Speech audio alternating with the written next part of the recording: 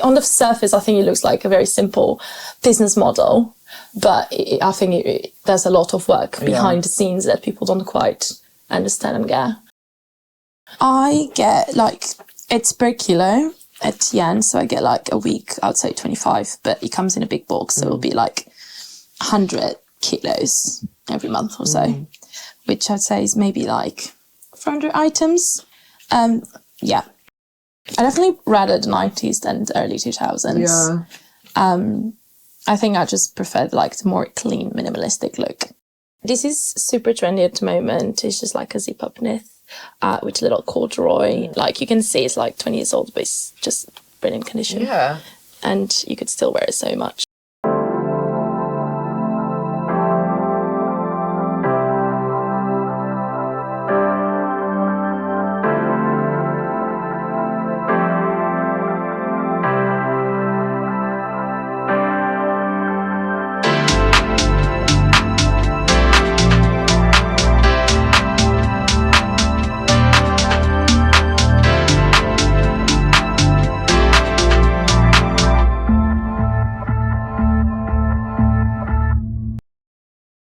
We visited Depop seller Mariana Rebelo from Kara Kroa at her home in East London to hear about how she turned selling secondhand clothes into a full-time job. Mariana's collection is French vintage, and when it comes to choosing pieces for her shop, she is detailed and particular. Mariana really listens to what her customers want and delivers a great quality product. Selling secondhand clothes may seem easy enough, but building a successful secondhand business isn't as straightforward as it may look. Mariana tells us exactly what it takes.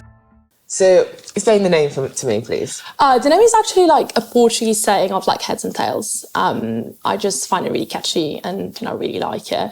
And I just wanted to kind of bring my origins from Portugal. So what's 9 to 5, if you have 9 to 5? Not exactly 9 to 5, but there is definitely a structure to my days. I try to get all the admin work out of the way in the morning, so processing orders, replying to messages from the previous day, just keeping up with all the things that make me feel good and feel like I've got the important things done, which is making my customers happy and just the customer service mainly. And then I definitely jump into the shooting, which is my least favorite part, but it has to be done. It's obviously I model my own clothes, so it's quite time consuming. At the end of the day, I just tend to do more of the fun things. I do a lot of research on what trends are at the moment, what people really are up to. This is the slow fashion industry, but things are changing very quickly. So was it a slow process of growing your following? Because you have about 20,000 followers. It's very interesting because I'm very small on social media, but on Depop, I have quite a reasonable amount of following. And something I'm very proud of is that I have a really high repeated customer percentage. So, for example, a few months ago, I had 45% of repeated customers in 1 month, which is... it's something I'm very proud of because I do try to hit the consistency and the customer service. And I think the balance of the two is what keeps people coming back. And how long have you been a Depop seller?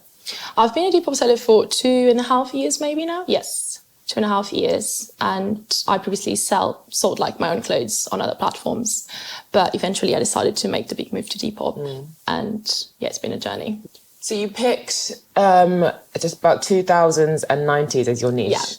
Yeah. Was that just because that was your style and then you stuck the label of 90s because it was the trend, or is it you were just always on that?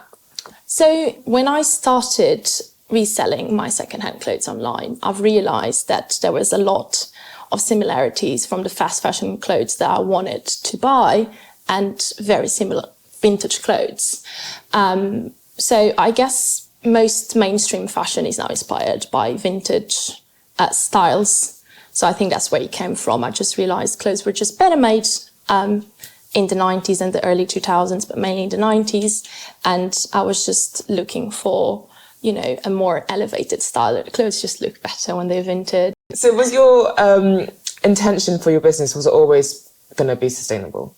Yes, I think it was something that I discovered with time. I think I've realised there was a problem with the textile industry and how much impacted our climate crisis. And it was actually a much bigger problem than people associate with other industries, like, for example, international aviation and shipping. There's a lot more impact being made on the textile industry than those two combined, which is a mad statistic. It's quite hard to believe.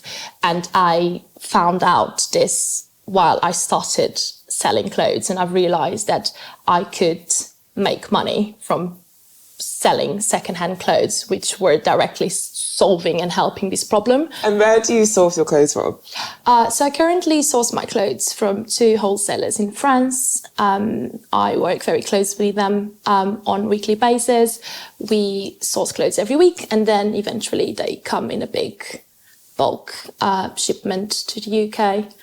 And yeah, it's very exciting, actually. It's just my favourite part of the process is to source my clothes. So when you get this big bulk, you don't pick first, or do you just get the delivery and then pick through? No, so I have, in both of these wholesalers, I have a buyer that basically I brief them on the trends I'm currently looking for, my most sold items, and then they just go and source it in mainly textile centres. So how is it like having a business from scratch? Because you didn't study business. No. But you seem to like be on it. Yeah. So how like what was the process? How long did it take you to become like kind of in the know of what to do? My family, they have a business. So I guess like I grew up with a family-owned business. So that's all I knew. And it was a lot of like learning on like online. It's so many skills that you need to learn, like accountancy, just like logistics, admin, obviously the fashion part of it, which I'm not like, I enjoyed fashion like a lot of people, but I was not a professional. I didn't consider myself an influencer or anything. So it was a lot of learning and failing too. But yeah, it was really hard to start with. I felt like, because I just started it when I left uni, I've never really had that much of work experience either, so I didn't have any working skills either. So it was a bit of a process, actually. Did you ask the parents, like? Not really. Actually, my parents didn't really approve what I was doing to start with, so I just kind of kept it for myself for a long time. Only recently that I feel like I'm a bit more successful, that I feel like I can share it with people. Yeah, my parents really wanted me to do something more academic. Yeah. But I just decided not to. You've got to live your own life. Exactly. You just got to make your own decisions. Yeah. And yeah, so it was a lot of my own learning. And I think that made me work a bit harder than everyone else. And how are they now, equally? Because you're more successful. Exactly. Yeah. Now you're they're like, quite happy with it. Exactly. Now everyone is a bit more supportive and excited about exciting things coming. But yeah, it was definitely a process to get everyone on board. It's definitely not a normal job. Like, it's not, I don't know many people before I started doing Depop that did Depop, for example, or reselling. It's obviously a female led industry, but I still have to deal with a lot of other industries that don't take women very seriously, especially when we're young and successful. So it can be challenging at times. What kind of industries are those? Like accountancy, logistics, just even like with, it's very interesting because my wholesalers are all male. They're all male employees, and it can be quite challenging. Really? Yes, it can. Do you think they try and take advantage of you a little bit?